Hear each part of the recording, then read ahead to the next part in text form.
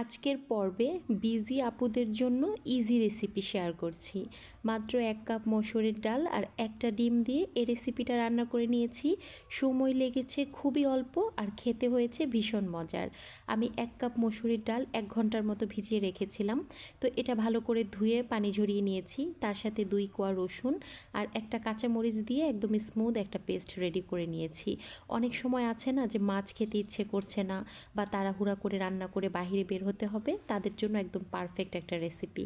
তার সাথে একটা ডিম ভেঙে দিয়েছি, অল্প করে একটু হলুদ আর লবণ দিয়ে এটাকে খুব ভালো করে মিশিয়ে নিচ্ছি। তো দেখে মনে হচ্ছে না যে একদম পাতলা একটা ব্যাটার, হয়তো এটা ভাজা যাবে না, ভেঙে যাবে, তবে এরকমটা না, এটা একদম পারফেক্ট ডো। একটু পাতলা করে নিলে এগুলো একদম ফুলে ফ্লাপি হবে আর রান্নার পরে ভিতরে মানে রান্নার সময় ভিতরে মশলাটা ঢুকবে আর খেতে ভালো লাগবে।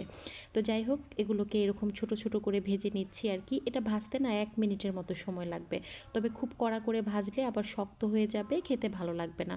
একটু ব্রাউন কালার হলে এটা তুলে নিতে হবে আর কি। তো একইভাবে আমি একদম সবগুলো ভেজে তুলে নেব আর কি। তো এগুলো এক পাশে রেখে দিচ্ছি আর এখানে তেল গরম হওয়ার পর পেঁয়াজ আর কাঁচামরিচ দিয়ে দিয়েছি।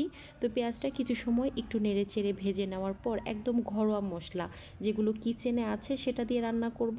10 থেকে 15 মিনিট সময় কিন্তু এটা রান্না হয়ে যাবে।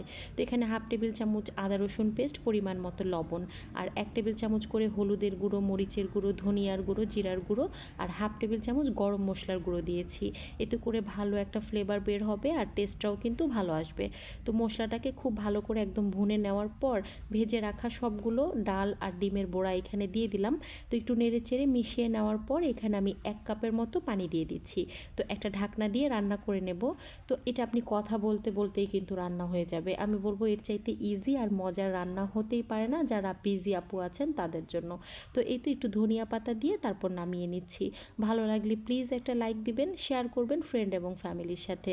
খুব বেশি ভালো লাগলে আমার চ্যানেলটি সাবস্ক্রাইব করে আমার সাথেই থাকতে পারেন। আল্লাহ হাফেজ।